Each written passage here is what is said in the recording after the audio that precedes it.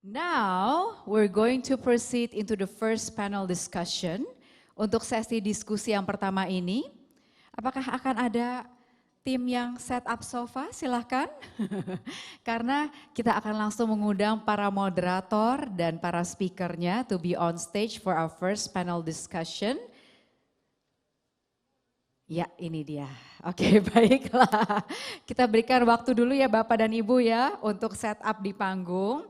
Nanti Bapak dan Ibu setelah mendengarkan panel discussion yang saya yakin akan very insightful, akan penuh dengan daging ya. Bapak dan Ibu punya kesempatan langsung untuk bertanya kepada para narasumber. Nanti akan kami berikan sesi tanya jawab, baik untuk Bapak dan Ibu yang hadir secara online ataupun Bapak dan Ibu yang hadir di ruangan ini. Baiklah, untuk itu langsung saja akan kami undang untuk sesi pertama dari panel discussion kita. Sebagai moderator di sesi yang pasti akan menarik ini, please welcome on stage the Executive Director of IESR, Bapak Fabi Tumiwa. Silakan Pak Fabi.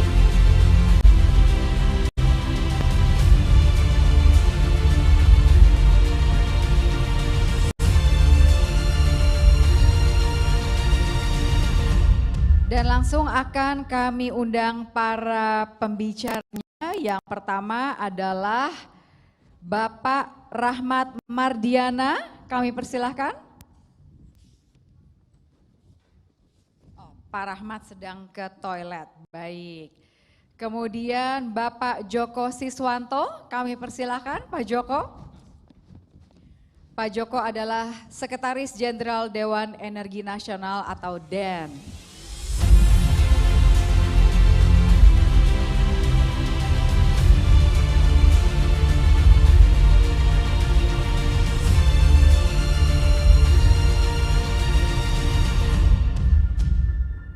Bapak Wanhar selaku Direktur Pembinaan Program Ketenagalistrikan Kementerian SDM yang akan diwakilkan oleh Bapak Hasan Maksum.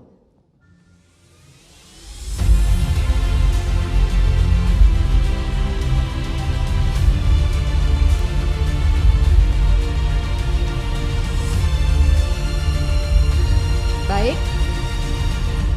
Dan kami juga mengundang dengan hormat, silakan Pak.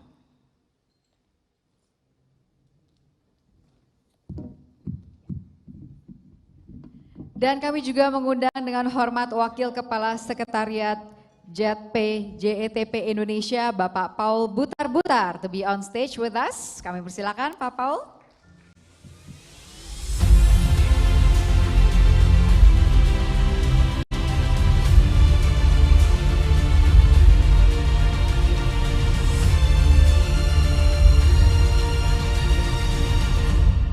Pak Rahmat akan menyusul, Bapak Rahmat Mardiana. Hadirin sekalian, kita akan menikmati panel diskusi pertama yaitu Dialog Transisi Energi Nasional. Memetakan jalan menuju transisi energi di Indonesia, menuju nol emisi karbon dan lebih jauh lagi. Kami persilakan Pak Fabi. Terima kasih. Selamat pagi, Assalamualaikum warahmatullahi wabarakatuh, salam sejahtera bagi kita semua. Terima kasih Bapak dan Ibu sekalian yang sudah hadir dari tadi pagi hingga hari ini untuk menghadiri acara pembukaan Indonesia Sustainable Energy Week. Dan juga kita telah masuk ke sesi pertama dari diskusi panel. Nah, di sesi ini ada sejumlah narasumber yang sangat mumpuni di bidangnya.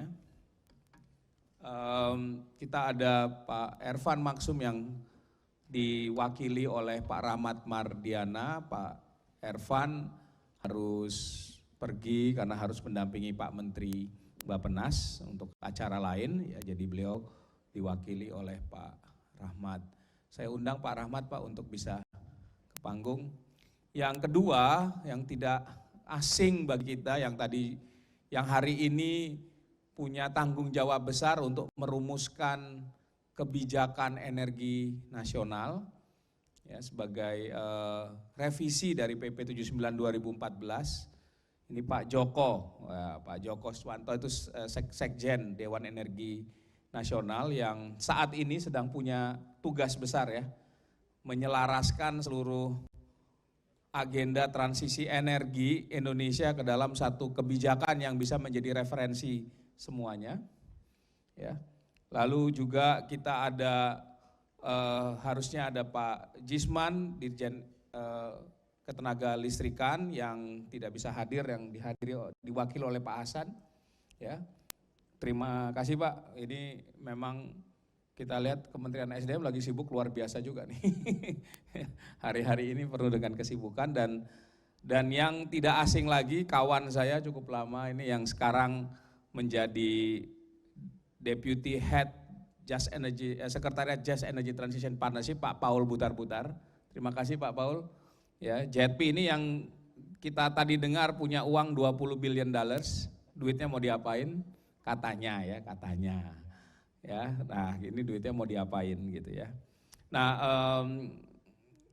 keempat narasumber, Pak Rahmat, mulai mungkin dari Pak, saya berikan Pak Joko dulu Pak ya, nanti Pak Joko, tadi karena kemudian Pak Rahmat, kemudian Pak Hasan dan Pak Paul, nanti saya berikan waktu untuk presentasi masing-masing Pak 10 menit, jangan lebih. Jadi kita punya waktu untuk diskusi karena memang tema sesi ini adalah kita mendiskusikan bagaimana transisi energi di Indonesia ya untuk mencapai net zero emission. Kita tahu Bapak dan Ibu, transisi energi ini proses yang kompleks dan panjang. Ya, tidak bisa kita capai dalam waktu semalam. Nah, energi itu punya peran yang besar terhadap pembangunan ekonomi. Oleh karena itu, yang tidak boleh dilupakan adalah bagaimana sebenarnya transisi energi ini berkaitan dengan agenda pembangunan nasional kita.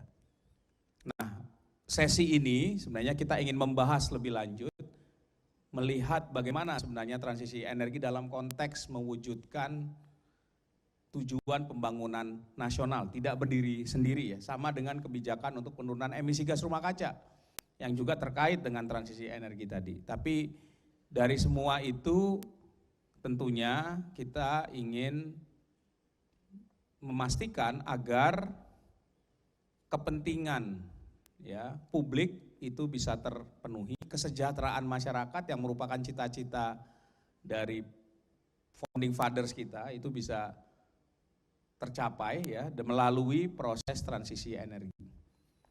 Nah, saya akan berikan pertama kepada Pak Joko Siswanto untuk bisa menyampaikan presentasinya Pak. Ya, bagaimana Dan melihat transisi energi ini dan mungkin bisa memberikan sedikit bocoran Pak proses revisi PP 79 2014 kebijakan energi nasional sudah sampai mana dan apa yang kita bisa harapkan dari revisi ini. Silakan Pak Joko. Tes. Terima kasih Pak Fabi selaku moderator, yang saya hormati rekan-rekan para pembicara, Bapak Ibu sekalian, Assalamualaikum warahmatullahi wabarakatuh. Good morning, salam sejahtera untuk kita semua. Supaya saya tidak lupa atas pertanyaan Pak Fabi, mungkin saya jawab dulu pertanyaan pertama.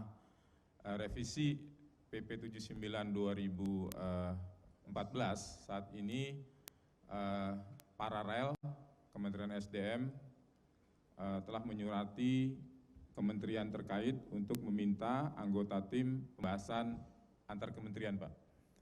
Kementerian Keuangan sudah memberikan namanya, pejabatnya, dan terakhir menunggu paraf dari Menteri Keuangan karena di sana ada satu pasal tentang subsidi dan kompensasi untuk energi transisi ini, terutama untuk EBT. Nah, itu sudah selesai dalam proses penandatanganan. Setelah itu dibahas di antar kementerian dan selanjutnya nanti disampaikan oleh Bapak Menteri ke Presiden Dan Bapak Presiden tentunya karena ini PP yang harus mendapat persetujuan DPR, tentunya nanti ada surat Presiden ke DPR untuk dibahas dan disetujui. Jadi memang masih agak perlu waktu Pak Fabi.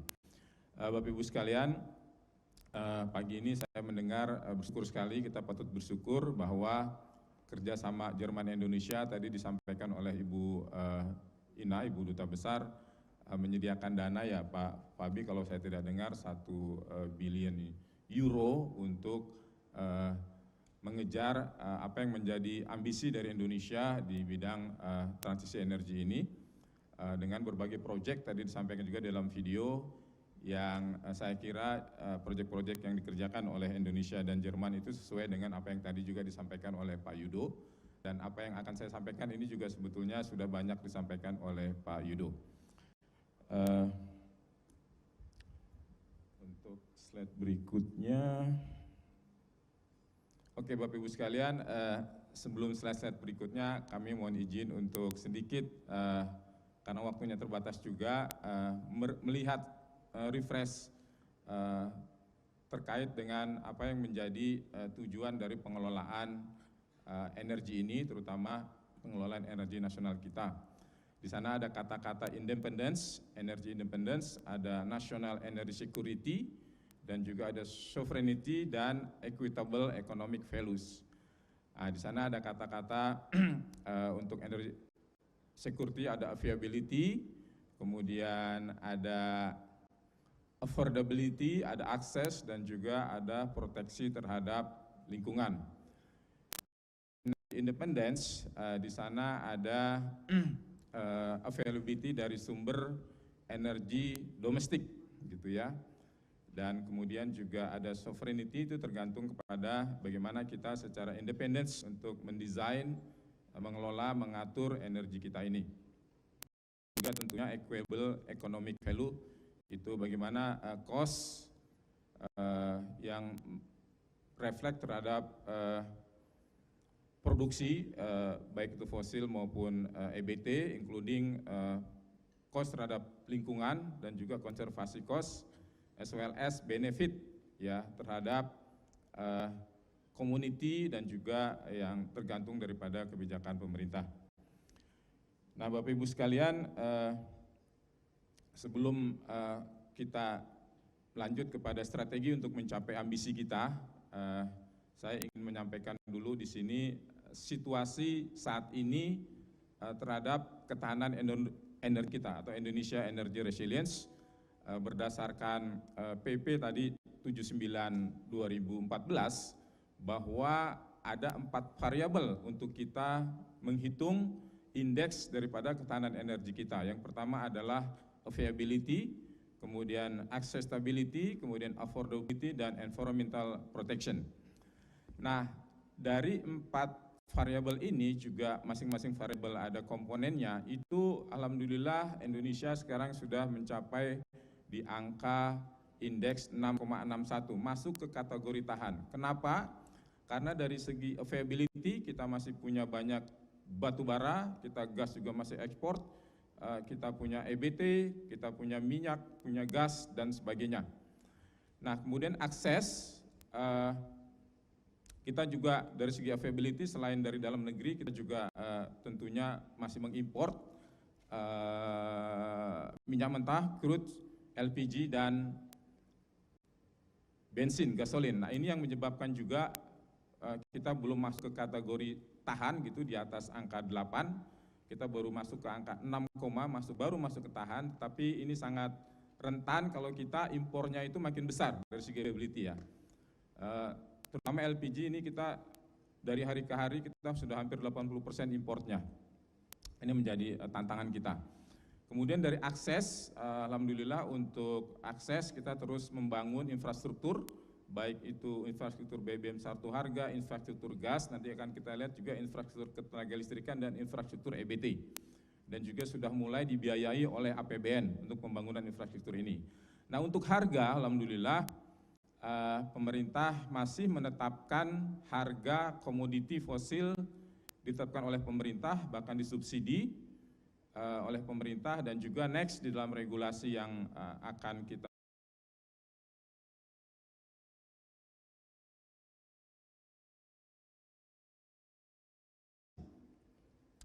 sehingga harga ini bisa terjangkau oleh seluruh masyarakat di kita. Yang terakhir adalah EBT. Nah, EBT kita memang dari tahun ke tahun sesuai dengan PPKen maupun Perpres UN itu tidak pernah mencapai target, namun demikian grafiknya terus menaik dan alhamdulillah saat ini sudah di angka 12,3%. Kita punya target 2025, 31% di 2050 dan dalam revisi PPKen kita punya target 60% di 2060 yang sedang kita sesuaikan targetnya ini. Karena PPKen sebelumnya adalah targetnya sampai dengan 2050. Slide berikutnya. Nah, ini beberapa rekomendasi untuk kita meningkatkan indeks ketahanan energi kita. Yang pertama kita meningkatkan new renewable energy yang nanti di 2060 sampai dengan 60%. Kemudian harga juga kita secara bertahap menuju ke harga pasar sesuai dengan kemampuan nanti daya beli masyarakat. Kita sudah sedang juga menyiapkan cadangan penyangga energi, kemudian meningkatkan kapasitas dari refinery kita, kemudian juga mengurangi import ya, tidak hanya LPG, itu juga BBM dan minyak mentah. Kita alhamdulillah sudah mengurangi import solar sampai dengan 0% dengan program B30 dan B35. Dan juga meningkatkan infrastruktur EBT, kelistrikan dan gas. Nah, kita punya juga strategi untuk mengurangi import, membangun infrastruktur, meningkatkan EBT itu dalam rangka kita meningkatkan indeks ketahanan energi kita. Yang pertama adalah kita ingin mengurangi import LPG, kemudian minyak mentah dan juga BBM ya.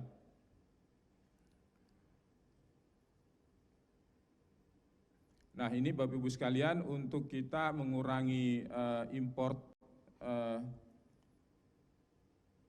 gasolin atau bensin ya, itu kita punya program tadi disampaikan juga oleh Pak Yudo dan juga ada program kerjasama Jerman Indonesia itu sudah sesuai targetnya. Ini angka-angka kita tampilkan, kita ada rencana untuk sampai dengan 2030 nanti sudah tidak impor bensin lagi, yaitu dengan peningkatan kapasitas kilang kita, dengan membangun pabrik biofuel, kita sudah selesai membangun pabrik katalis merah putih untuk sebagai katalisator untuk memproduksi green fuel, baik itu aftur, diesel maupun gasolin berbahan baku 100% dari minyak sawit ya.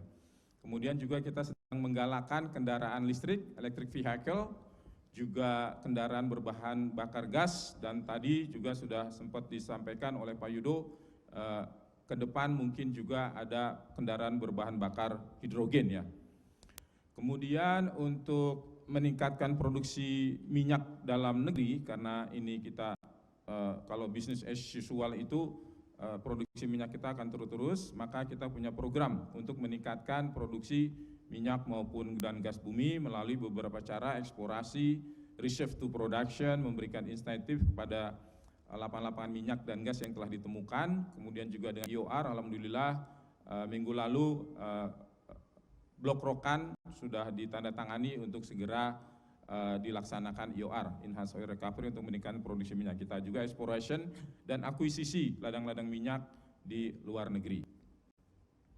Karena kita masih di dalam roadmap transisi energi di 2060, itu kita 60% EBT, artinya apa? 40% masih menggunakan fosil, dilengkapi dengan teknologi clean coal teknologi, CCS maupun CCUS maupun kombinasi ya, we call it co-firing dengan biomas, amoniak dan juga hidrogen ya, sudah kita sampaikan, sudah kita resmikan kemarin. 3 menit. Nah, kemudian kita juga sedang membangun infrastruktur gas, itu dengan membangun jaringan gas dibiayai oleh APBN maupun mini-mini LNG plant untuk menggantikan diesel ya, pembangkit diesel. Nah, ini roadmap-nya, Kepmennya juga sudah terbit, sedang dalam proses lelang. Kemudian kita juga sedang membangun infrastruktur jaringan listrik, transmisi dan distribusi yang menghubungkan pulau-pulau besar sampai dengan 2024 dan setelah 2024 antar pulau. Jadi kalau ada kelebihan listrik di Sumatera dan Jawa, kita bisa mengekspor listrik ke Kalimantan yang masih sedikit kita import di Kalimantan Utara. Kemudian di dalam roadmap ya net zero emisi ya kita punya goals, juga punya strategi yang sedang kita masukkan ke dalam revisi kebijakan energi nasional kita. Nah, dalam transisi energi kita akan meningkatkan terus penggunaan gas bumi yang nanti di dalam revisi PPKN itu kita tidak akan ekspor lagi gas di 2036 dan juga tidak akan ekspor batu bara di 2046. Tentunya kita gunakan beberapa cara termasuk clean coal teknologi dan meningkatkan pemanfaatan gas dengan tetap membangun secara ambisius untuk infrastruktur gas dan juga kita masih menetapkan harga gas yang terjangkau oleh konsumen di dalam negeri.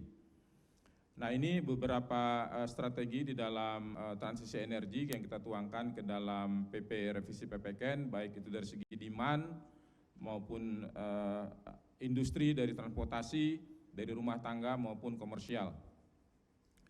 Ini angka-angka target daripada demand yang kita gunakan LIP ya, prediksi kebutuhan energi kita sampai dengan 2060.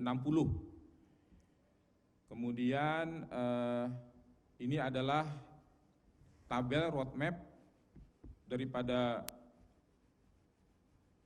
revisi kebijakan energi kita, di mana ada dua skenario. Skenario yang low adalah kita akan meningkatkan pemanfaatan EBT itu sekitar 60%.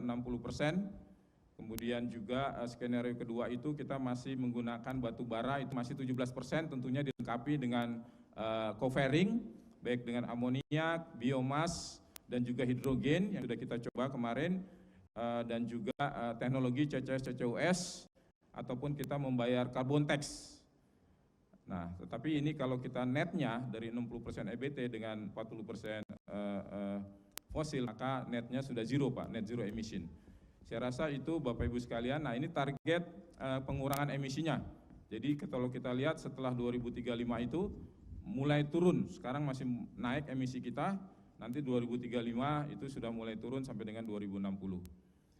Nah, ini adalah program target beberapa program untuk mencapai net zero emisi di 5 tahunan. Apabila di dalam 5 tahun pertama kita berhasil mencapai angka-angka ini, maka kita akan optimis di 5 tahun berikutnya, 5 tahun berikutnya sampai dengan 2060. Dan kondisi saat ini yang sudah mencapai target adalah sebagai contoh misalnya penggunaan biodiesel, kemudian elektrifikasi, dan yang hampir mencapai target seperti city gas. Kemudian beberapa yang masih di bawah target adalah jumlah daripada pemanfaatan kendaraan listrik yang akan terus kita kejar. Demikian Pak Fabi, lebih kurangnya mohon maaf. Wassalamualaikum warahmatullahi wabarakatuh. Waalaikumsalam. Berikan aplaus pada Pak Joko. Terima kasih Pak Joko. Right on time ya Bapak dan Ibu sekalian. Jadi kita sudah mendengar tadi dari presentasi Pak Joko apa yang menjadi fokus dari pemerintah. Tadi yang berkali-kali disampaikan, ketahanan energi penting. Jadi bagaimana melakukan transisi energi, proses yang panjang ini, tapi tetap memastikan ketahanan energi kita terjaga. Ya, dan sebenarnya di DEN sudah ada indikator-indikator untuk mengukur ketahanan energi yang tadi sudah disebutkan ya, dan sejauh ini masih bagus, tapi yang menjadi concern terbesar adalah import energi kita semakin besar, khususnya BBM dan LPG ya. Bahkan tidak saja itu, dampaknya adalah menggerus devisa dan subsidi energi untuk dua-dua ini ya, BBM dan LPG itu sudah semakin besar ya dari tahun ke tahun. Nah, saya akan ke Pak Rahmat sekarang. Tadi sudah dijelaskan oleh Pak Ervan bahwa salah satu game changer dari RPJMN, dari RPJP dan juga nanti mungkin menyusun RPJMN itu adalah transisi energi. pertanyaan terbesar adalah apa sih kalau tadi Pak Joko menyampaikan rencana untuk membangun clean energy infrastructure ya untuk menurunkan emisi gas rumah kaca. Dalam konteks pembangunan nasional tuh apa sih artinya Pak? Kalau mungkin buat masyarakat umum pertanyaannya saya ini dapat apa? Aku ki ento opo kalau orang Jawa bilangnya. Saya itu bisa dapat apa sih bicara soal emisi berpindah dari fosil ke energi terbarukan. Saya ini lebih sejahtera, lebih makmur. Kalau energinya bersih, apakah lebih makmur gitu? Kalau enggak, so what gitu ya? Mungkin itu. Nah, mungkin kita akan dengarkan lebih lanjut dari Pak Rahmat melanjutkan tadi Pak. Kira-kira apa gagasan yang lebih detail dari Bappenas di dalam RPJP yang sudah selesai disusun Pak ya sebenarnya dan sedang diundangkan sekarang Pak ya. Silakan Pak Rahmat. 10 menit ya Pak. Ya, terima kasih Pak Fabi. Bapak dan Ibu sekalian, Assalamualaikum warahmatullahi wabarakatuh. Mudah-mudahan sehat semua ya. Tadi yang secara garis besar sebenarnya arah-arah kebijakan yang kami koordinasikan untuk disusun ya di dalam RPJPN 2025-2045 secara garis besar sebenarnya hampir sama ataupun hampir sama ya dengan apa yang disampaikan oleh Pak Joko tadi. Dari betul Pak Fabi saat ini dalam proses penyusunan RPJPN sendiri itu sudah disusun draft akhir daripada RPJPN di mana di dalam prosesnya juga itu juga sudah mengikuti bagaimana kita menyusun RPJPN ini secara transparan, kemudian juga inklusif, di mana telah mengakomodasi masukan-masukan dari para pemangku kepentingan, baik itu kementerian ataupun lembaga, kemudian masyarakat, dunia usaha, dan mudah-mudahan ini secara inklusif telah mengakomodasi semua kepentingan dari para pemangku kepentingan. Dan tentunya di dalam proses penyusunan tadi ataupun tadi telah disampaikan oleh Pak Deputi terkait dengan salah satu game changernya adalah di transisi energi. Dan kalau melihat dari sisi sebabnya kenapa kita perlu melakukan transisi energi, tentunya juga saat-saat terakhir ini kita mengalami yang pertama adalah dari sisi suhu Bapak dan Ibu ya, cuaca lah terakhir, di mana dari sisi hujan juga itu istilahnya secara ketidakpastian tidak pasti Bapak dan Ibu ya, tetapi secara umum hujan frekuensinya itu jarang-jarang Bapak dan Ibu ya, tetapi sekali hujan volume ataupun debit airnya yang dicurah juga itu cukup besar sehingga di luar kemampuan infrastruktur, termasuk juga mungkin juga permukaan bumi itu di dalam menyerapnya ya Bapak dan Ibu ya, sehingga itu menimbulkan banjir. Kemudian yang kedua adalah terkait dengan udara kotor, polusi, baik itu dari sisi tadi untuk yang dari sisi emisi daripada transportasi, kemudian juga emisi daripada pembangkit-pembangkit, plus juga dengan adanya tadi kekeringan, kebakaran, itu juga menjadi lebih rawan, yang tentunya juga ini akan berkontribusi kepada udara. Kemudian dari sisi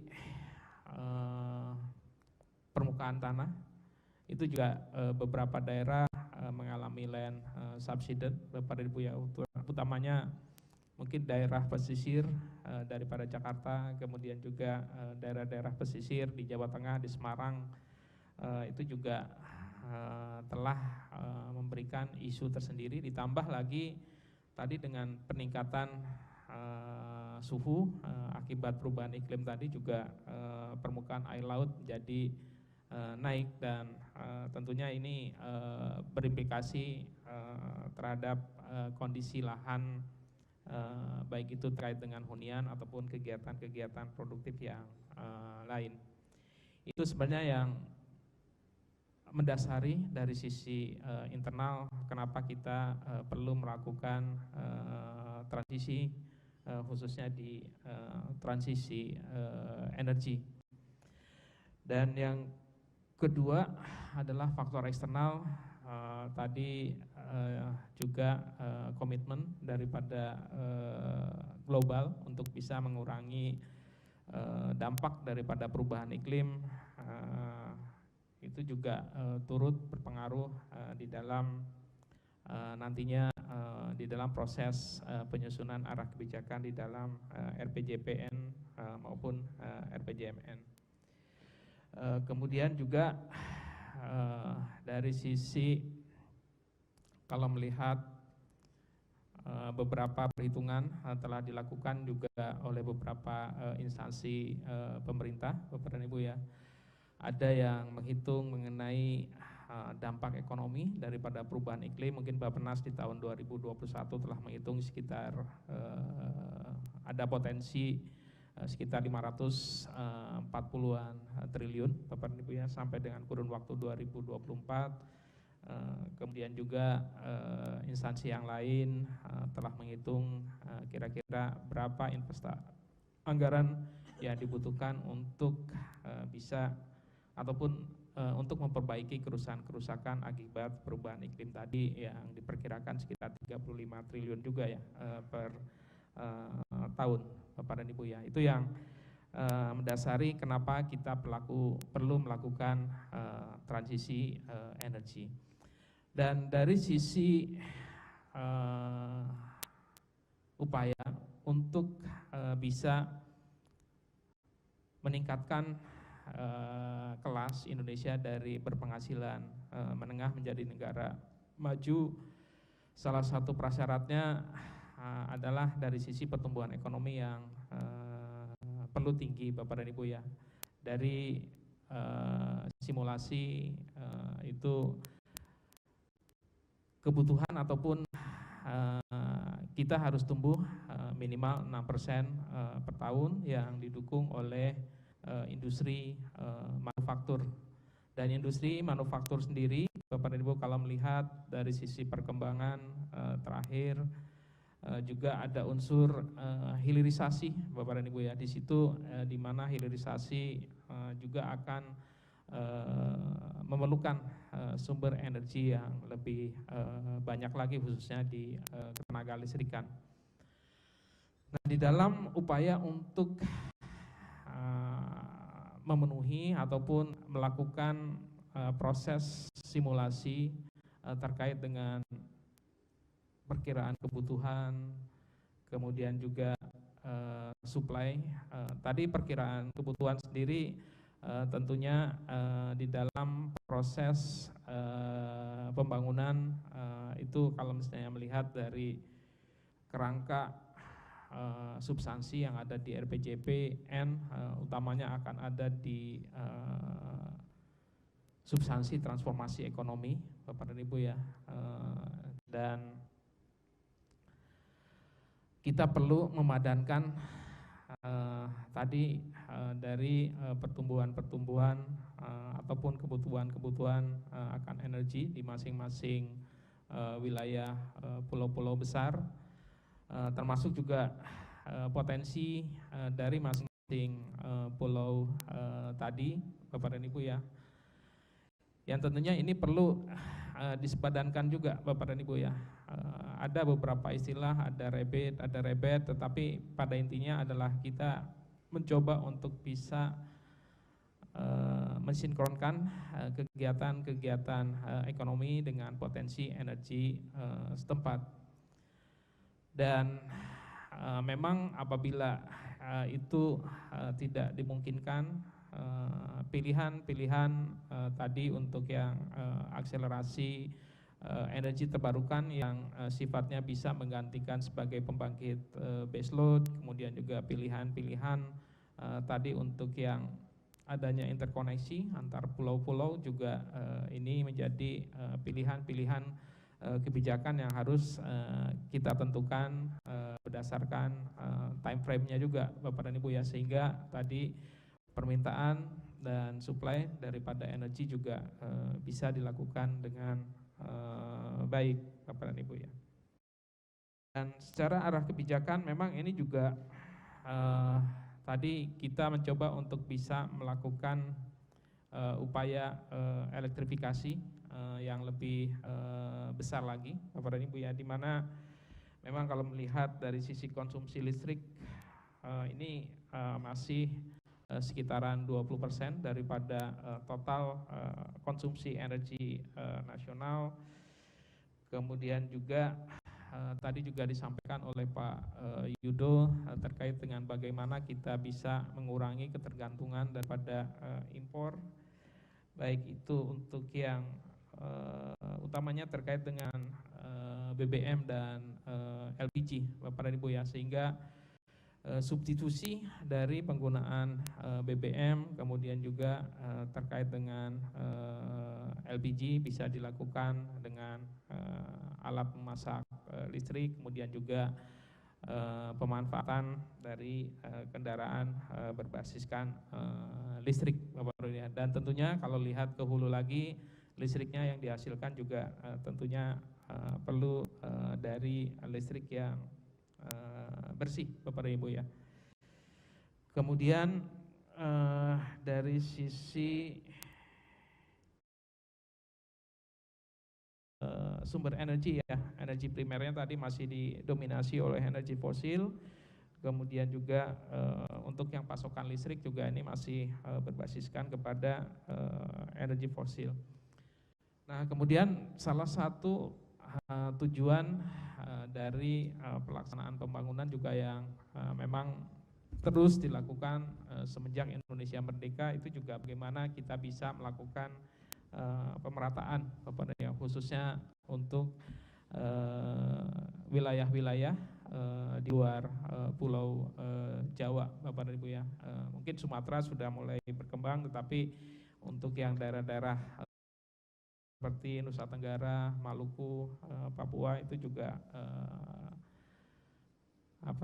peranan daripada pulau-pulau tersebut di dalam melakukan kegiatan ekonomi juga masih sedikit Bapak Ibu.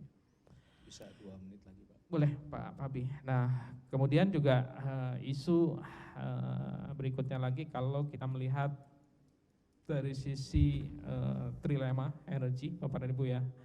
Ada yang equity, kemudian juga security dan sustainability, dan kalau melihat dari sisi equity juga ini masih merupakan PR ke depan bagaimana kita bisa memberikan layanan listrik yang cukup, kemudian juga dengan kehandalan yang bisa memenuhi kebutuhan selama paling tidak ya 24 jam secara terus menerus. Dan kalau melihat dari sisi upaya-upaya yang perlu dilakukan agar kegiatan-kegiatan di energi terbarukan lebih menarik, ini juga secara ekosistem perlu didukung Bapak dan Ibu ya, baik itu dari sisi pemerintah sebagai regulator, bagaimana pemerintah bisa secara konsisten mendukung energi terbarukan, baik itu dari sisi kerangka regulasi, kelembagaan, termasuk juga dari sisi pendanaan yang berasal dari pemerintah. Nah, kemudian juga melihat dari sisi pelaku dunia usaha, di mana mayoritas daripada kegiatan penyediaan energi juga ini akan melibatkan swasta, dan salah satu hal yang perlu kita lakukan adalah bagaimana kita bisa melakukan inovasi-inovasi di dalam pembiayaan, sehingga pembiayaan ataupun investasi untuk yang energi terbarukan bisa lebih menarik kepada Ibu ya. Dan upaya semua ini secara ekosistem tentunya juga bisa kita sebut dengan kegiatan de-risking untuk menunjang energi terbarukan ke depan. Dan ada beberapa indikator sebenarnya juga sudah dimuat di dalam draft akhir RPJPN, baik itu terkait dengan emisi gas rumah kaca, kemudian juga bauran energi, Bapak dan Ibu ya, yang ke depan tentunya secara proses perencanaan dan penganggaran perlu kita jabarkan lagi secara lebih detail lagi di dalam RPJMN untuk kurun waktu 2025-2029 sampai tentunya juga bisa ditetapkan indikator-indikator yang lebih detail, kemudian juga kegiatan-kegiatan prioritas apa yang perlu dilakukan untuk 5 tahun ke depan terkait dengan transisi energi. Dan sebagian besarnya tadi sudah disampaikan upaya-upaya oleh Pak Joko, baik itu dari sisi teknologi, pemanfaatan energi baru terbarukan, utamanya tadi ada hidrogen, kemudian juga tentunya juga PLTS ditambah dengan baterainya, kemudian juga ada inovasi terkait dengan pump storage, ditambah juga dengan upaya de-risking dari kerangka regulasi, kelembagaan dan pendanaan. Mungkin itu Pak Fabi. Terima kasih Pak Rahmat, berikan aplaus pada Pak Rahmat. Dan ini yang terakhir ini sangat jelas message-nya bahwa visi RPJP N ya, dan RPJMN harusnya jadi visi calon presiden, bakal calon presiden, dan juga visi para wakil rakyat yang akan berkontestasi. Itu sebenarnya message-nya penting gitu, karena semua perencanaan kalau nanti yang memimpin negara ini nggak punya visi yang sama, wah bisa susah nih. Apalagi ada perangkat regulasi ya, yang ini kan RPJP itu dalam bentuk undang-undang ya.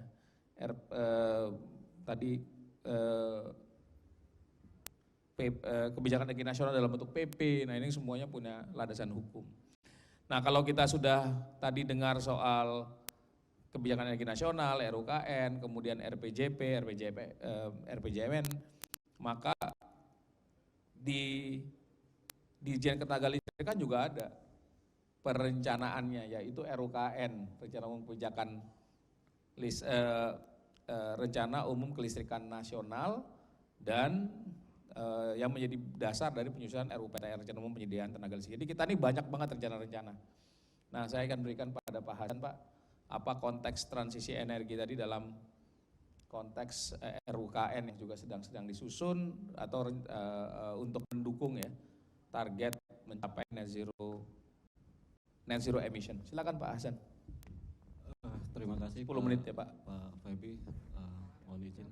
Yang kami hormati Bapak Dr. Suwanto, Sekretaris Jenderal Dewan Energi Nasional, Bapak Rahmat, Direktur Bappenas, kemudian Bapak Paul Butar-Butar dari Sekretariat JETPI, kemudian Bapak Ibu peserta dialog transisi energi nasional yang tidak bisa kami sebutkan satu persatu.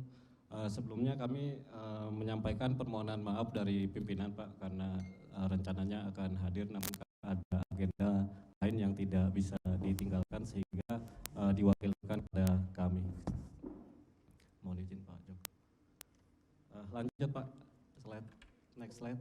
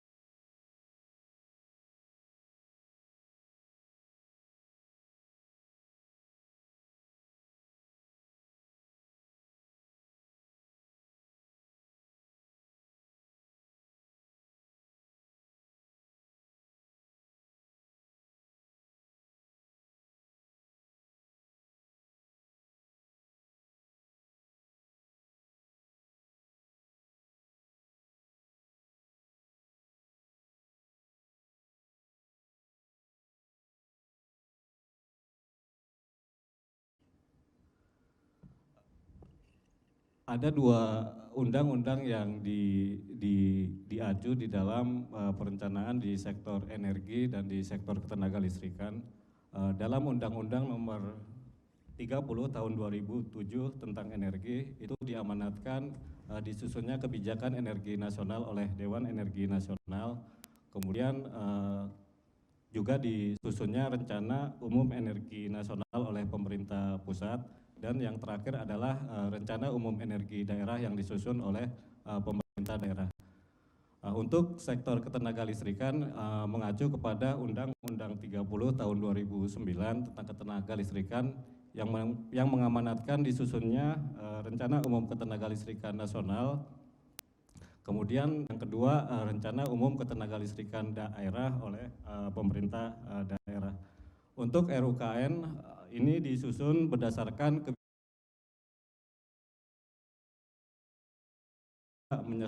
menyertakan pemerintah provinsi daerah, dan yang ketiga RUKN nantinya akan ditetapkan dalam keputusan Menteri ESDM. Saat ini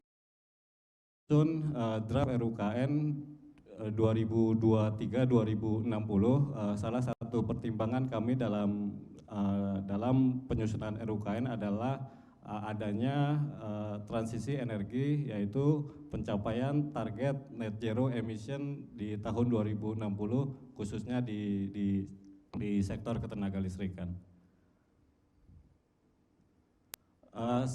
Sampai bulan Juli tahun 2023, kapasitas pembangkit tenaga listrik di Indonesia sudah mencapai 86 gigawatt.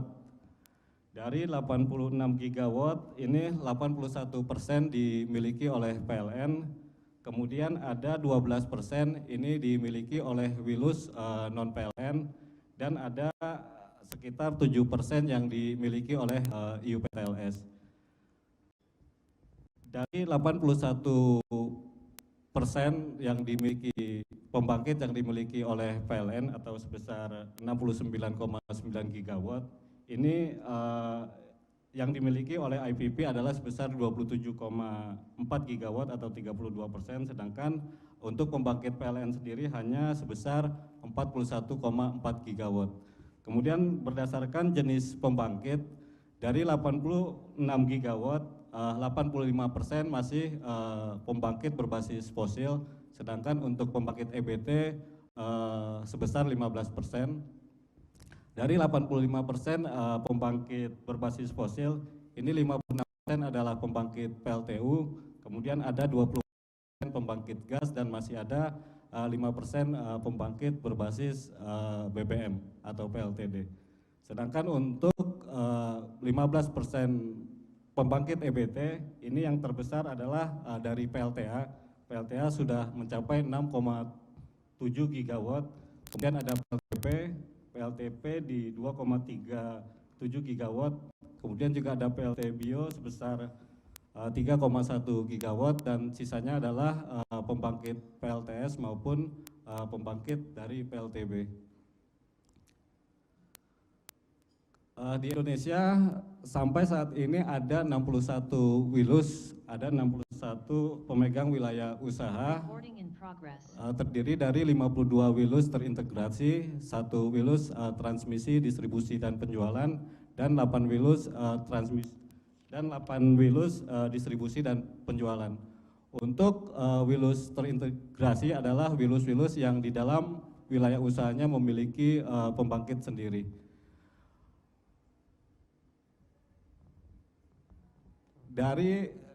Untuk sebaran Wilus, ini ada 18 Wilus di Pulau Sumatera, kemudian 18 Wilus di Pulau Jawa, 15 Wilus di Pulau Kalimantan, 4 Wilus di Pulau Sulawesi, dan 5 Wilus di wilayah Maluku, Papua, dan Nusa Tenggara, dan 1 Wilus yaitu Wilus PLN. Ini wilayah usahanya melingkupi seluruh wilayah Republik di Indonesia.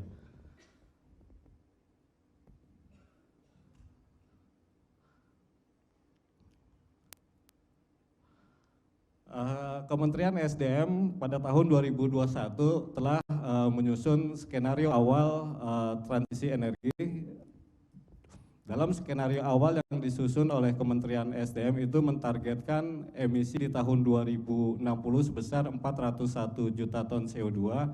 Namun Kementerian Lingkungan Hidup itu mentargetkan emisi di sektor energi sebesar 87 juta ton CO2. Dari hasil konsolidasi antar kementerian dan lembaga, khusus di sektor energi, emisi ditargetkan pada tahun 2060 sebesar 129 juta ton CO2, di mana untuk sektor pembangkit listrik sebesar 0 juta ton CO2, kemudian untuk industri sebesar 60 juta ton CO2, transportasi 52 juta ton CO2, kemudian untuk rumah tangga 9,6 juta ton CO2, komersil 4,4 juta ton CO2 dan lainnya sebesar 3,3 juta ton CO2.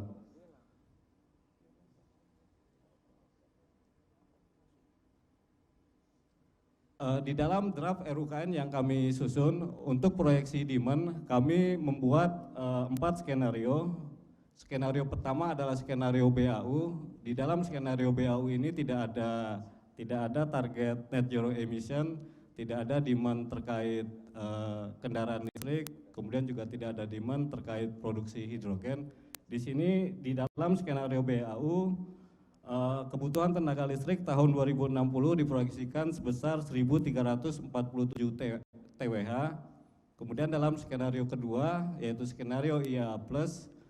Skenario IEA+ adalah skenario net zero emission yang dibuat oleh IEA, namun di sini ditambahkan demand dari captive. Di sini pada tahun 2060 kebutuhan tenaga listrik diproyeksikan sebesar 1.744 TWh. Kemudian untuk skenario ketiga, skenario rendah. Dalam skenario rendah di sini kami menggunakan asumsi pertumbuhan Bappenas sebesar 6%. Dalam skenario rendah ini, proyeksi kebutuhan tenaga listrik pada tahun 2060 diproyeksikan sebesar 1.846 TWh. Kemudian untuk skenario tinggi, yaitu skenario dengan proyeksi pertumbuhan 7%, di sini kebutuhan tenaga listrik pada tahun 2060 sebesar 2.152 TWh. Di dalam proyeksi demand ini telah mempertimbangkan kebutuhan tenaga listrik untuk industri. Di sini industri diproyeksikan sebesar 40%, kemudian ada publik 4%, bisnis 12%, rumah tangga 17%, kemudian untuk kendaraan listrik sebesar 17%, dan untuk produksi hidrogen yang akan digunakan untuk sektor transportasi sebesar 10%. Untuk sebaran demand sampai tahun 2060 karena pertumbuhan ekonomi di Pulau Jawa diperkirakan masih sebesar 5,4%, maka pada tahun 2060 kebutuhan tenaga listrik masih akan terkonsentrasi di Pulau Jawa. Jadi pada tahun 2060 di Jawa kebutuhan tenaga listrik akan mencapai 1.000 TWh. Kemudian untuk optimasi supply, kami membuat 4 skenario. Skenario pertama adalah skenario BAU. Pada skenario BAU ini demand yang digunakan adalah demand BAU. Kemudian untuk sisi supply, di sini dalam skenario BAU ini penambahan PLTU tidak dibatasi. Kemudian tambahan pembangkit dengan optimasi list cost. Dari hasil optimasi dengan skenario BAU, proyeksi kebutuhan pembangkit pada tahun 2060 sebesar 446 TWh. Di sini solar merupakan pembangkit yang digunakan paling banyak sebesar 263 TWh. Kemudian juga masih ada kebutuhan untuk LTU sebesar 95 TWh. Sedangkan untuk mencapai net zero emission kami membuat tiga skenario, yaitu skenario decommissioning, yang kedua adalah retrofitting, dan yang ketiga adalah carbon capture storage. Untuk 3 skenario ini, demand yang digunakan adalah demand NJT, kemudian penambahan PLTU dibatasi sesuai dengan Perpres 112 tahun 2022. Kemudian dalam 3 skenario ini setelah tahun 2030 tambahan pembangkit hanya berdasarkan pembangkit berbasis EBT. Untuk skenario decommissioning di sini pembangkit fosil setelah dia mencapai book value pada saat di retirement dia akan digantikan oleh pembangkit berbasis EBT. Kemudian untuk skenario retrofitting, pada skenario retrofitting di sini pembangkit fosil seperti PLTU itu akan diretrofit di fuel switching menggunakan 100% biomasa atau NH3. Kemudian untuk pembangkit gasnya akan diretrofitting menggunakan 100% hidrogen. Sedangkan untuk skenario carbon capture storage di sini untuk pembangkit fosil pada saat book value-nya mencapai 0, dia tetap akan digunakan namun akan ditambahkan dengan teknologi carbon capture storage. Pak Hasan bisa dipercepat Pak. Untuk skenario decommissioning diproyeksikan kebutuhan pembangkit sebesar 705 gigawatt. Kemudian untuk skenario retrofitting kebutuhan pembangkit sebesar 722 gigawatt. Kemudian untuk skenario carbon capture storage atau CCS kebutuhan tenaga listrik mencapai 701 gigawatt.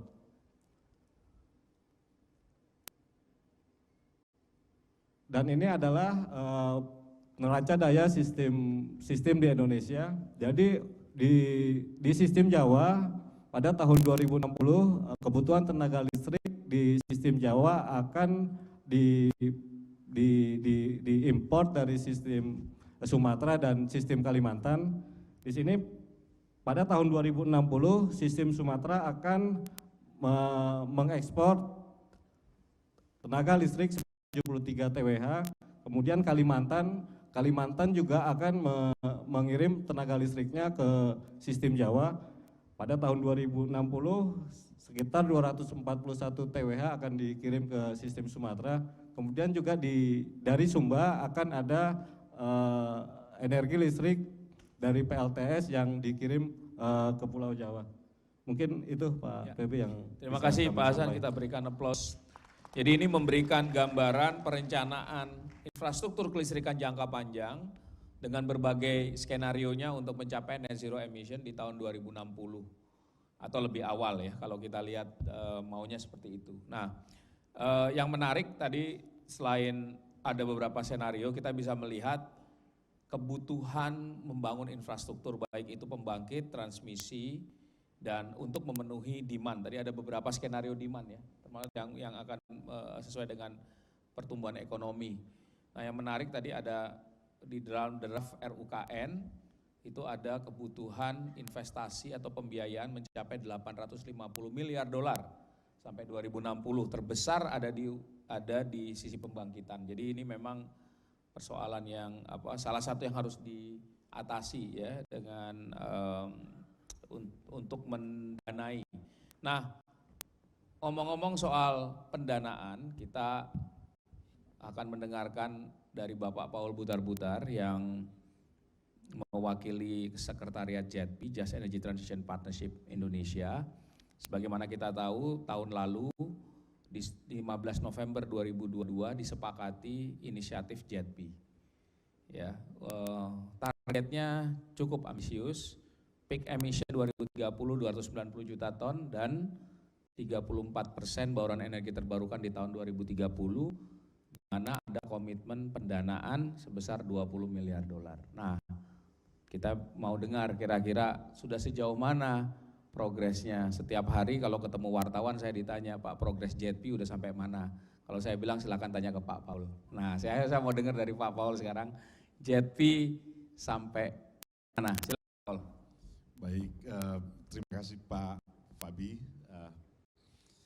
media darling Indonesia kalau bicara tentang energi itu beliau ini. Assalamualaikum warahmatullahi wabarakatuh, selamat pagi, salam sejahtera untuk kita semua. Ada ininya.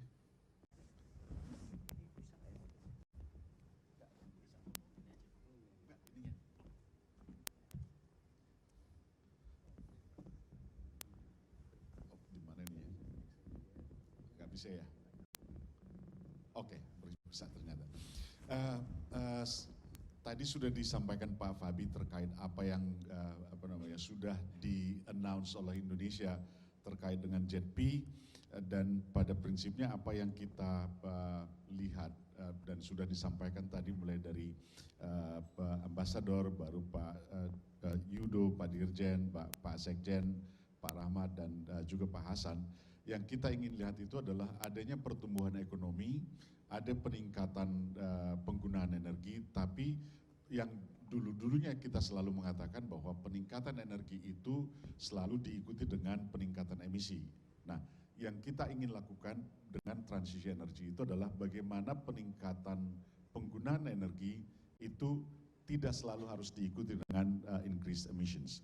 Oleh karena itu yang sudah disampaikan juga oleh Bapak Ibu tadi adalah bahwa kita perlu melakukan dekarbonisasi, perlu meningkatkan energi terbarukan. Tadi sudah disampaikan bagaimana ambisi Indonesia ke depannya, dan bagaimana kita juga perlu berinvestasi di transmisi dan distributions, sehingga di sisi end user kita perlu juga melihat bagaimana industri kita juga mengarah ke industri yang lebih hijau. Oleh karena itu diperlukan investasi yang besar di bidang teknologi dan juga di dalam proses. Jadi di dalam JETP kita mengidentifikasi 5 investment focus area. Dan seperti yang sudah diduga, yang pertama tadi bicara tentang transmisi.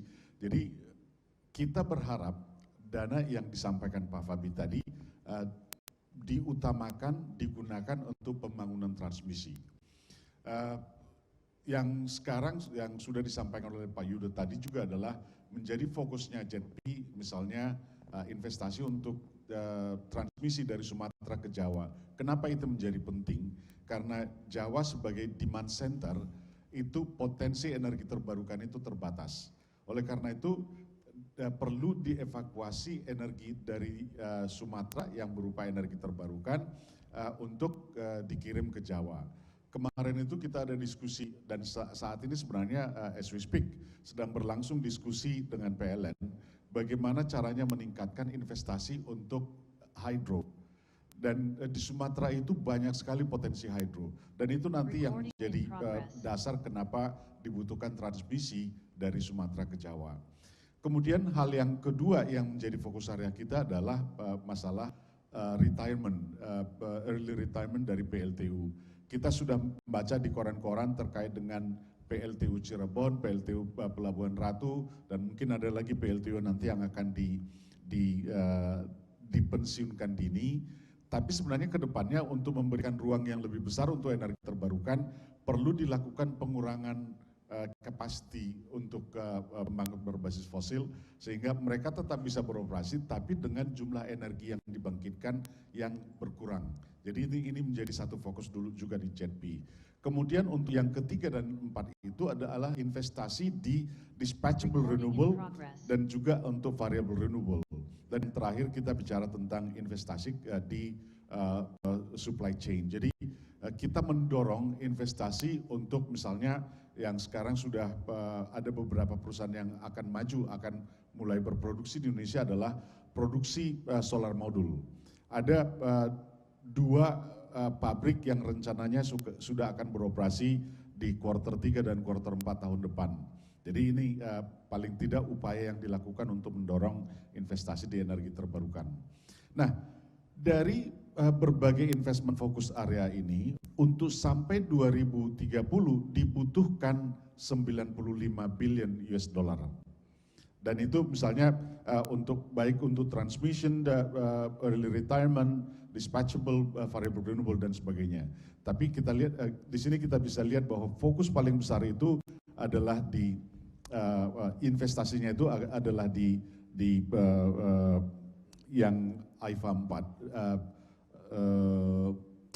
variable renewable, baru diikuti dengan dispatchable renewable, baru ada early retirement dan sebagainya. Dan ini kira-kira total investasi hanya sampai 2030.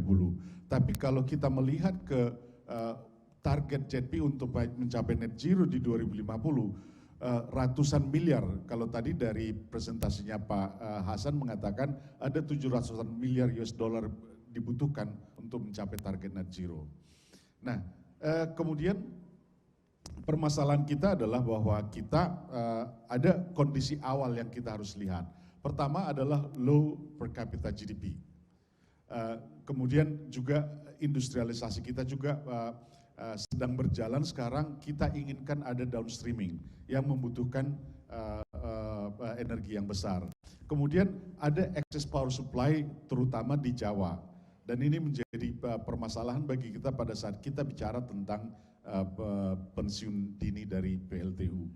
Dan ada kondisi-kondisi yang membatasi kita. Kita berharap bahwa transisi energi tidak boleh mengorbankan pertumbuhan ekonomi. Tidak juga sampai mengorbankan financial viability dari PLN. Karena bagaimanapun PLN sebagai utility company Indonesia itu sangat penting bagi penyediaan energi di Indonesia.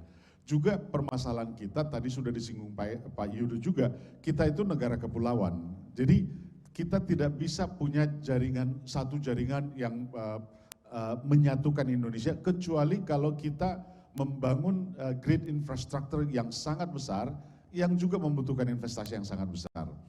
Dan ini apa yang kita lakukan sekarang ini, pada saat kita bicara energy transition, itu membutuhkan juga political process. Oops. Ya, nah gimana kembali nih? Bisa minta tolong kembali ke slide sebelumnya. Ini. Nah, di dalam energy transisi yang kita dokumen investasi yang sedang kita siapkan, kita juga meng-highlight pentingnya just transition. Oleh karena itu kita membangun semacam framework yang bisa mengimbangi pembangunan itu, melihat ke aspek sosial, ekonomi, dan environmental. Jadi kita tidak hanya sekedar membangun, tapi kita memperhatikan dampaknya. Di dalam prinsip-prinsip just transition itu kita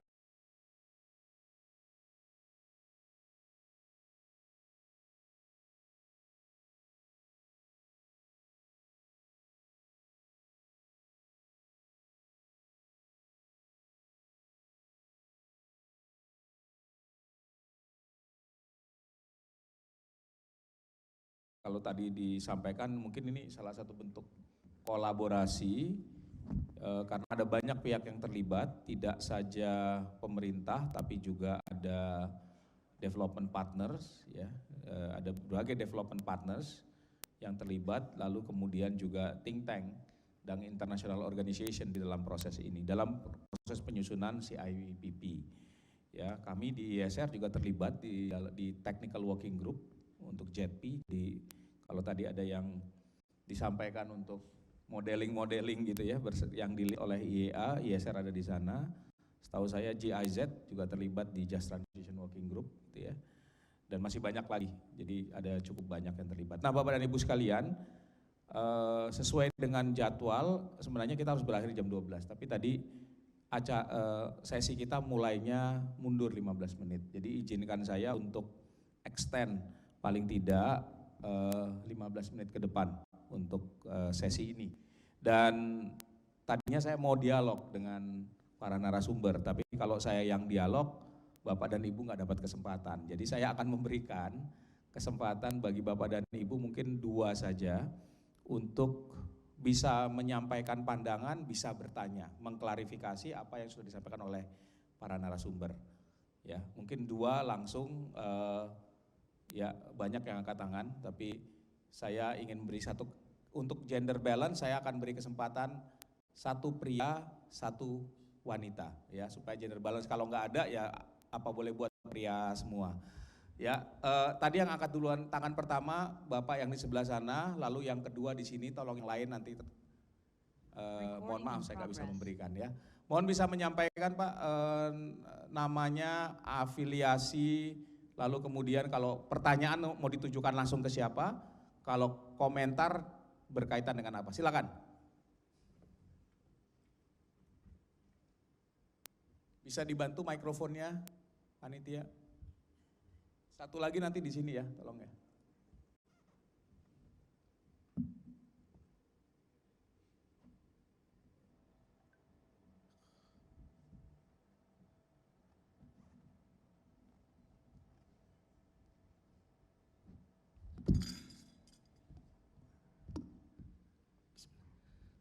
kasih Bapak yang telah memberi kesempatan kepada saya. Perkenalkan, saya Ferdi Pak dari PT Gati. Kebetulan kami bergerak di bidang penyalur Yuko Pak, minyak jelantah. Jadi beberapa waktu lalu kami juga ingin bertanya langsung ke Pak Joko Pak. Ya Pak, bagaimana nih Pak perkembangan dari minyak Yuko? Sebenarnya kan Yuko ini menarik, sangat menarik ya Pak. Ini minyak jelantah ini Yuko ini. Ya, karena kami terus terang pada saat ini justru kewalahan menerima permintaan dari khususnya dari negara Belanda. Kebetulan Jepang juga ada beberapa yang ingin bekerja sama, cuma karena ketersediaan bahan baku juga memang sedikit agak terkendala. Nah, gini Pak, Yuko ini kan sangat menarik ya. Kenapa justru dari negara lain yang hanya bisa mengembangkan Yuko? Karena di Indonesia sendiri terus terang untuk refinery untuk Yuko itu memang belum ada teknologinya. Nah, ini kebanyakan sih yang di luar negeri itu akan dibuat lebih ke aftur ya Pak ya. Nah, jadi apakah Yuko ini kan kebetulan Yuko ini kan dari hasil dari minyak sawit ya yang sudah sudah dipakai berkali, mungkin 1 sampai 3 kali. Nah, bagaimana Pak? Karena terus terang regulasi untuk Yuko di Indonesia ini sangat belum ada gitu. Tapi secara bisnis itu bagus, sangat menarik gitu Pak. Jadi kenapa pencerahannya dari Pak Joko tadi sempat menyebutkan minyak sawit itu bisa dijadikan untuk Indonesia akan membangun aftur ya Pak ya, untuk penghilangan aftur. Nah, itu aja mungkin saya sampaikan bagaimana untuk kedepannya potensi dari Yuko ini Pak. Terima kasih. Terima kasih, mungkin langsung bisa dijawab. Sembari yang kedua nanti bisa siap-siap mikrofonnya bisa diberikan Ibu yang ini, tolong angkat tangan Bu. Silakan Pak Joko. Terima kasih. Memang kalau kita lihat dari angka datanya seluruh Indonesia itu minyak jelantah ini atau used cooking oil ini cukup besar tetapi tersebar di seluruh Indonesia. Jadi problem daripada pengumpulannya itu juga suatu masalah, sehingga di lapangan itu setelah disaring begitu untuk siap diekspor, harganya itu jauh lebih tinggi dari minyak curah gitu. Kita sempat beberapa waktu yang lalu kelangkaan minyak curah kan, itu karena harganya itu jauh lebih murah dari minyak Yuko gitu, sehingga sempat terjadi supply-nya ada tetapi di lapangan tidak ada. Ini juga suatu permasalahan. Nah, yang kedua kalau soal izin, itu izinnya adalah izin pengolahan daripada sumber minyak jelantah ini menjadi BBM begitu. Sepertinya banyak sebagai biosolar, itu izinnya di Dijen Migas dan di Kementerian Perindustrian untuk industrinya, dan untuk izin pengolahan penjualannya itu di Dijen Migas. Nah, potensinya besar, cuman masalahnya di situ kita coba untuk terus memberi speknya sudah kita terbitkan. Ada spek dari biosolar yang berasal dari Yuko itu. Jadi tugas di pemerintah Indonesia menerbitkan speknya sudah ada, standarnya di sana. Kemudian perizinannya juga sudah ada, dan sekarang ini sudah ada juga beberapa perusahaan yang mendapat izin ekspornya Pak. Jadi dia mengolah secara sendiri gitu, dari rumah-rumah tangga, terus ada pengumpulan kemudian dikirim di industrinya kecil, cuman untuk menyaring saja, dan dia langsung diekspor. Jadi itu sementara, dan di beberapa tempat lain digunakan untuk biosolar untuk kepentingan sendiri Pak. Jadi di Kalimantan itu dikumpulkan dari McDonald, dari KFC, itu diolah menjadi biosolar untuk kepentingan sendiri, bukan untuk diperdagangkan. Jadi yang sudah ada sekarang untuk kepentingan sendiri dan untuk ekspor. Dan yang untuk diperdagangkan itu ada di kilang di Pelaju, di Pertamina, di Dumai, itu juga sudah mengolah BBM dari Yuko ini. Jadi dari kilang ada, dari ekspor ada, dari penggunaan sendiri ada, dan perizinannya sementara seperti itu Pak. Terima kasih. Jadi sebenarnya kalau dari sisi regulasi dan dari industri pengolahannya sudah ada ya, walaupun memang belum, industri pengolahan itu belum ada di mana-mana ya, tadi baru dibilang Pertamina Pelaju. Jadi mungkin itu Pak jawabannya. Saya janji memberikan ini kepada Ibu ini, silakan Bu. Oke, siap. Assalamualaikum warahmatullahi wabarakatuh. Selamat siang, mohon izin perkenalkan saya Nuh Baiti, saya peneliti dari Universitas Pertahanan Republik Indonesia. Saya ingin bertanya kepada Pak Joko Siswanto. Bapak tadi di paparan Bapak menyinggung mengenai cadangan penyangga. Yang ingin saya tanyakan, sudah sejauh mana konsep cadangan penyangga yang dibuat oleh gitu. Lalu pertanyaan saya yang kedua kepada pemapar dari Direktorat Kelistrikan, saya ingin bertanya di slide Bapak tadi pas terakhir itu mengenai transfer energi antar pulau. Yang ingin saya tanyakan bagaimana strategi khusus untuk pelaksanaan program transfer energi antar pulau tersebut. Terima kasih. Silakan Pak Hasan, bisa langsung dijawab dua tadi. Pak Joko dulu, baru Pak Hasan, mohon maaf. Jadi status Perpres cadangan penyangga energi ini sudah sampai ke Sekretariat Negara, dan Sekretariat Negara sudah menyurati kementerian terkait untuk paraf. Again, semua menteri sudah paraf, satu Menteri Keuangan belum, karena itu menyangkut dana yang cukup besar untuk penyediaan komoditinya, minyak mentah, LPG dan bensin. Itu dan infrastruktur juga sewa depot itu sekitar 54 triliun. Nah, karena lagi-lagi ini tanggung jawab keuangan negara dari sumber dari negara dan sumber lain yang sah sebetulnya, sehingga ini Kementerian Keuangan perlu roadmap yang jelas tiap tahunnya itu seperti apa, anggaran dibutuhkan berapa, dan ini sampai dengan 2035 di konsepnya itu harus sudah terpenuhi sekitar 1 bulan volume kebutuhan kita atau volume dari import kita. Dan kita sudah sampaikan datanya, roadmap-nya, dan juga lokasi-lokasinya di mana kepada Kementerian Keuangan, tinggal Pak Bu Menteri tanda tangan, terus diajukan ke Presiden untuk ditandatangani, mudah-mudahan dapat disetujui. Terima kasih.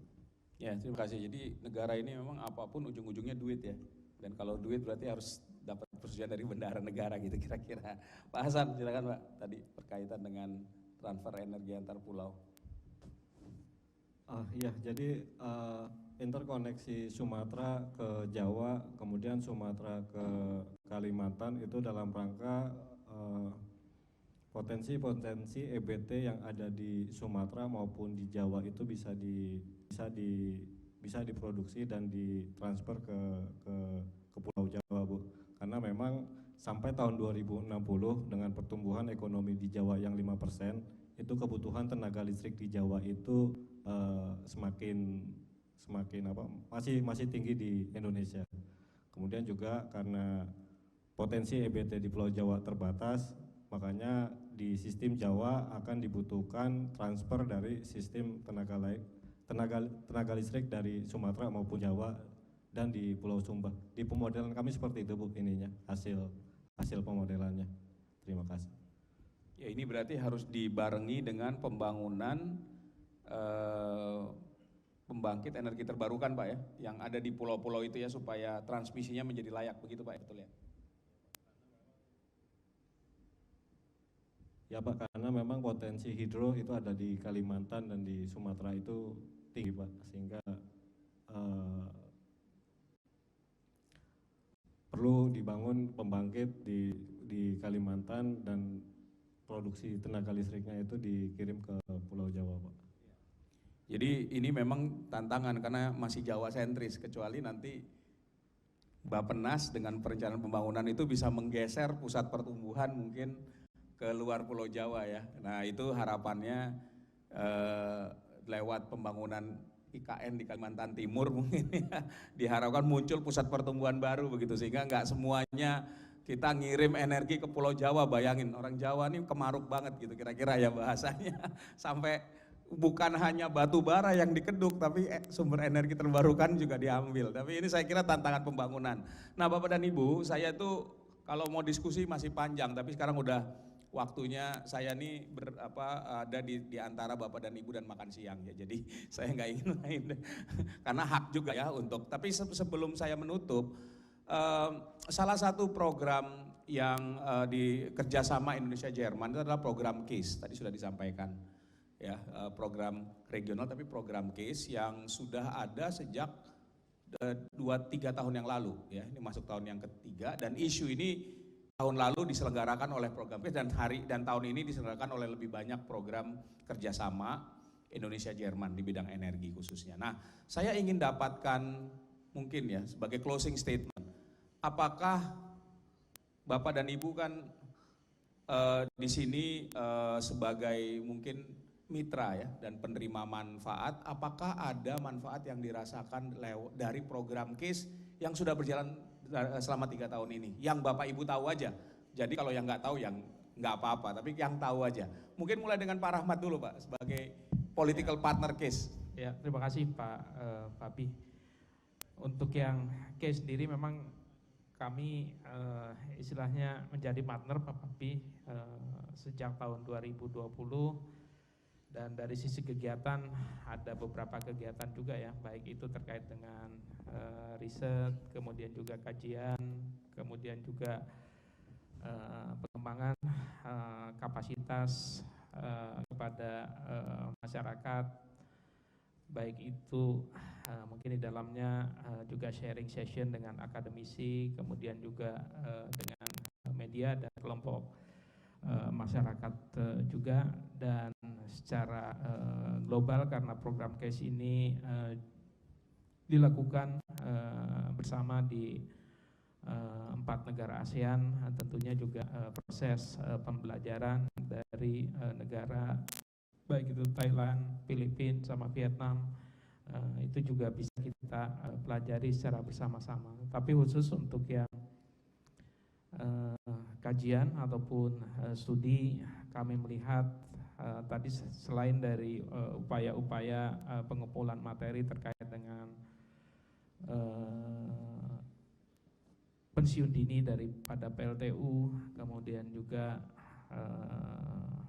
de-risking tadi utamanya untuk bisa menarik investasi, dan ada long term energy skenario di mana di situ sangat membantu bagi kami, utamanya tadi menghitung perkiraan permintaan energi khususnya secara wilayah di pulau-pulau besar, kemudian juga tadi terkait dengan potensi apa saja yang bisa dimanfaatkan, termasuk juga tadi yang disampaikan oleh Pak Pepi, bagaimana kita bisa mensinkronkan antara kegiatan ekonomi dengan potensi sumber energi tadi. Dan apabila itu tidak dimungkinkan Bapak dan Ibu ya, terbuka peluang-peluang tadi seperti interkoneksi antar pulau, dan tentunya juga ini tidak hanya sekedar dari sisi rekomendasi, tetapi juga tidak hanya sekedar dari sisi pilihan-pilihan teknologi, kemudian juga pilihan daripada bagaimana kita bisa memberikan layanan, tetapi juga termasuk juga timelinenya Pak Febi, sehingga tadi mengenai masalah kapan interkoneksi itu dibangun, dari mana ke mana, itu juga bisa kita modelkan di dalam long term energy scenario. Mungkin itu sangat bermanfaat di dalam mendukung penyusunan RPJPN dan RPJMN, Pak Fabi. Terima kasih Pak Rahmat, saya kira ini testimoni yang sangat baik sekali bahwa kerja-kerja KIS berkontribusi langsung ya di dalam perencanaan pembangunan nasional. Dalam konteks JETP, Pak Paul, apakah ada KIS berkontribusi atau enggak ada? Soalnya kadang-kadang yang mana KIS, yang mana GZ, yang mana Jerman itu semua JIZ. Dan mana IESR itu kadang-kadang susah dipisahkan gitu ya. Yang jelas IESR ada di dalam technical working group itu aja. Dan ada juga sebenarnya di just transition itu masalahnya kita itu kan bahwa kita masih fokus di pembangkitannya. Dan sementara case itu masuk ke upstreamnya, masuk di daerah di miningnya gitu ya. Sementara kita saat ini di JETP itu masih hanya fokus di pembangkitan. Jadi kita melihat bagaimana just transition framework itu nanti diimplementasikan di sisi pembangkitan, baik itu di early retirement maupun nanti pada saat kita membangun pembangkit-pembangkit atau infrastruktur terkait dengan energi terbarukan itu sih. Jadi nggak mau request ke GIZ? Kalau GIZ nanti permintaannya beda. Dan, itu dari yang 1 billion tadi yang sudah disampaikan dari ambasador itu nanti berapa besar itu nanti untuk energi terbarukan yang bisa dilabel sebagai ZP gitu loh. Jadi 1 billion itu bisa jadi akan meningkat jadi 2 billion gitu kan.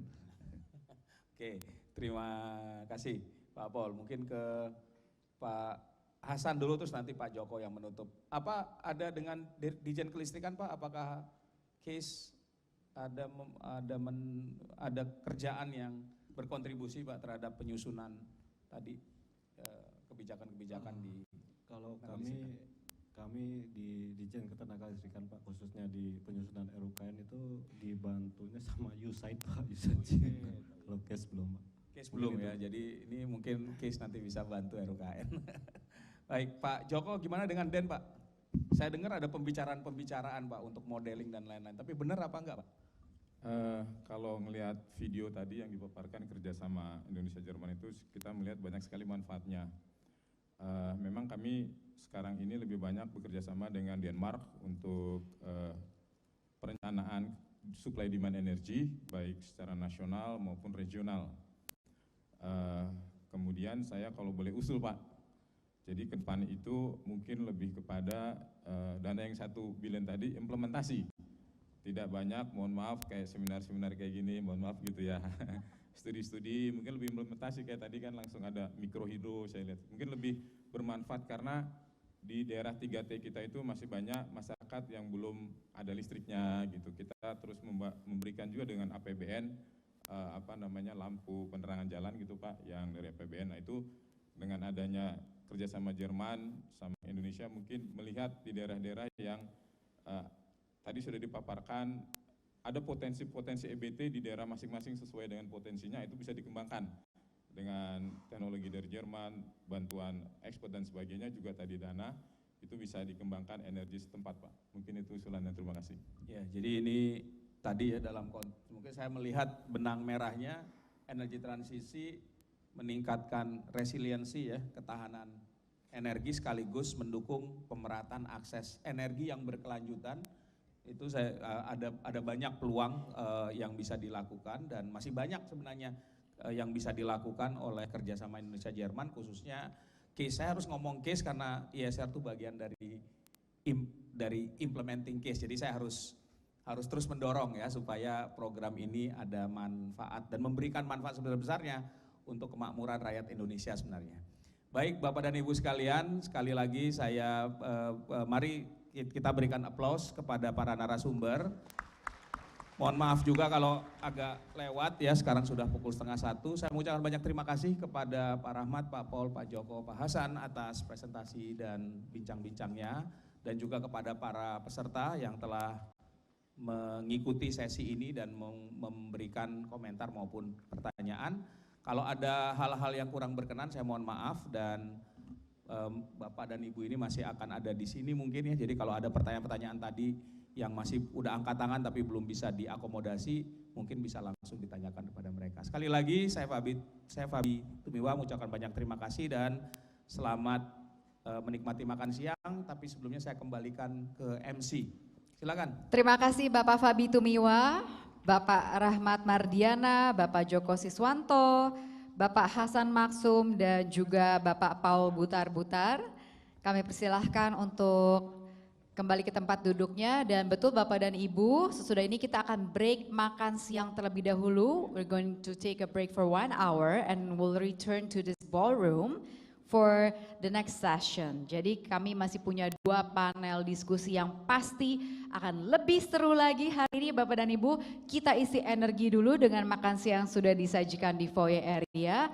Please enjoy your lunch and we'll return in 1 hour. Thank you ladies and gentlemen.